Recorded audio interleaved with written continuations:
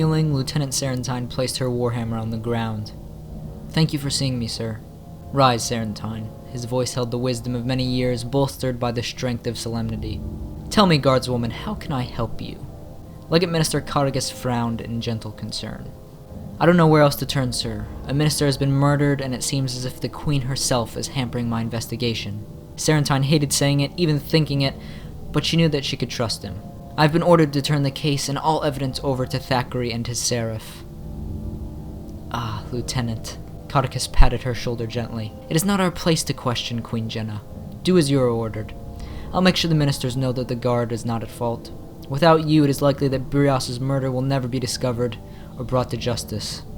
The seraph are incompetent, but the Queen's infatuation for that simple-minded captain blinds her to her country's needs.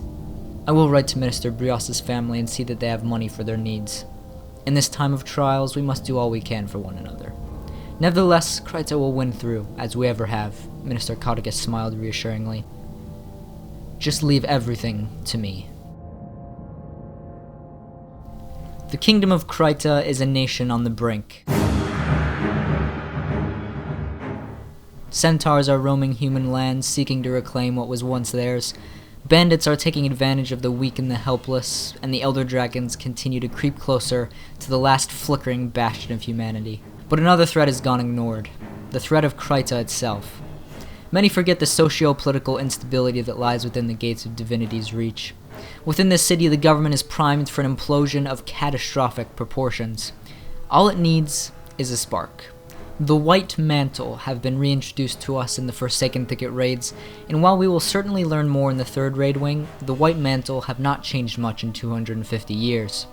They still want Kryta, and they've been simply biding their time in the jungle, waiting for the return of their god Lazarus the Dire, possibly the last remaining Mursat. Lazarus left Tyria 250 years ago with one promise, the promise of vengeance against countless generations of humankind for the extinction of his people. It seems now that if Lazarus or any remaining Mursat are to return to the story, that they have the perfect tools to enact that revenge. Using the White Mantle, the Mursat have the opportunity to destroy the last remaining stronghold of humanity. In fact, Lazarus's revenge has already been in action for quite some time. The signs can be seen all the way back in the early stages of the human personal story. But before we get into that, we first need to understand the political climate of modern-day Kryta. Divinity's Reach, as the capital, is home to several major players in this political power struggle.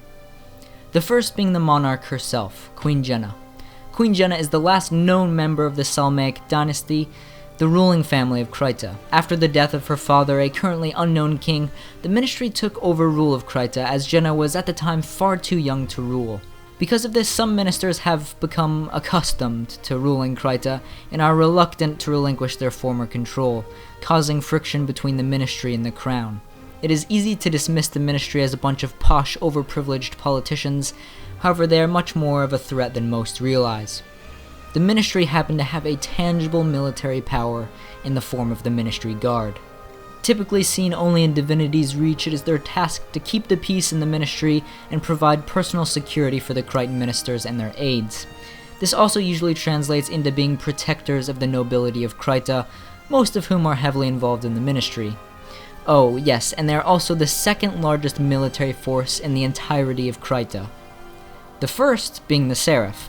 The Seraph, led by Captain Logan Thackeray, the personal champion of Queen Jennah, are the largest of the main military organizations in the kingdom. The Seraph are the army, the police force, and the protectors of the populace.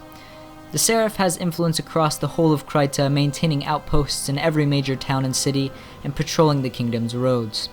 But the Seraph are the most beleaguered military organization, struggling to stop the constant siege from bandits and centaurs while keeping the troops well supplied. There is one final major military faction in Divinity's Reach known as the Shining Blade. The Shining Blade are essentially the secret service for Queen Jennah. Led by Countess Anise, they are loyal to the crown and the crown only. And for better or for worse, these three factions will play a massive part in the future of Kryta as we know it. In the early stages of the human personal story, the player is involved in an interesting series of events. The prosecution of Minister Zayman. It was discovered that Minister Zayman was involved in some dishonest activities. The minister was found to be sending orders to the bandits of Shaymor. He organized burglaries within the city and even sent the Ministry Guard away from locations that were about to be attacked by the bandits. You, as the player, find evidence of his dealings and take Zaman to the Ministry Court. Zaman was in a bad position. He had undeniable evidence stacked against him, and there was no way that he could be found not guilty in trial. However, as the trial, presided over by Legate Minister Codicus, begins, Zaman chooses to invoke trial by combat, an ancient law that many had forgotten. You fight Zaman and eventually kill him, so he ends up being guilty anyways, but as he is struck down, he says something very interesting. His last words are, "I only did as I was told." Because Zaman invoked trial by combat, it meant that there would be no loose ends. If he won, he would be declared innocent, and therefore the investigation would end. But because he died, there was no more information to gain about him, or how deep the corruption within the ministry could have spread. Now, we don't know who informed Zaman of this ancient law of trial by combat, but Logan Thackeray and Countess Anise both mention after the trial that Legate Minister Codicus did not look happy. Legate Minister Codicus Beetlestone the Wise is the charismatic Legate Minister of the Crichton Ministry. As Legate Minister, he is responsible for the Ministry Guard. Codicus has emerged as a serious political rival to Queen Jennah, whose egalitarian rule has eroded her support with the nobility, and whose failure to hold back the centaurs and bandits plaguing Krita has caused some of the common folk to begin to doubt her ability to defend her nation. In addition to his activities in Divinity's Reach, Codicus is credited with the expansion of Beetleton. His carnivals have allowed him to amass a fortune which allows him to retain the services of many ministry guards in Seraph. This, he claims, is the reason why the bandits and the centaurs do not attack Beetleton, and allow his shire to be relatively prosperous. In 1325 AE, Codicus held a party at his estate for the human Chard Détente. There he promised to unveil a new creation by Uzalon, his personal inventor, who turned out to be behind a separatist plot to kidnap the Queen. Fortunately, Logan Thackeray and Zaja were able to stop the plot before either the Queen or the Minister could come to harm. Codicus is quite obviously involved in this ministry corruption to a certain extent, but in Raid Wing 2 we receive a very disturbing piece of information. In Salvation Pass, we discover that the White Mantle has again been sacrificing Crichtons to fuel their magic.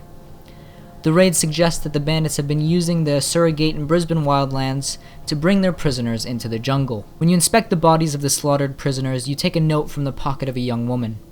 It reads, "My darling Clarice, my holiday leave quickly approaches. I miss Beetleton and you so much. I'll be home soon. Love, Jimson." This is a particularly damning piece of evidence. I don't think it's any coincidence that the town this woman and probably others were taken from was Beetleton, the town stewarded by the Legate Minister Codicus himself. It seems the minister is not working on his own accord but the accord of the White Mantle, which is a far more worrying notion. If the White Mantle have a man as powerful as Codicus among them, then imagine the other ministers and high-ranking officials that could be involved. It seems that the White Mantle are planning something big. A while back in the Living Story, we learned about an ancient human locket that shows the identity of the true heir to the throne of Krita.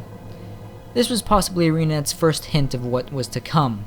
This locket seems a little bit redundant, with Queen Jennah clearly being of the Salmaic line. However, this locket would suddenly become a very important artifact if something were ever to happen to Queen Jennah. I believe that in the Living World Season 3, or in the near future, Queen Jennah will be assassinated by the Order of the White Mantle. Upon Queen Jennah's assassination, Krita will fracture. I expect Minister Codicus to lay claim to the throne with the backing of the rest of the ministry and the general nobility.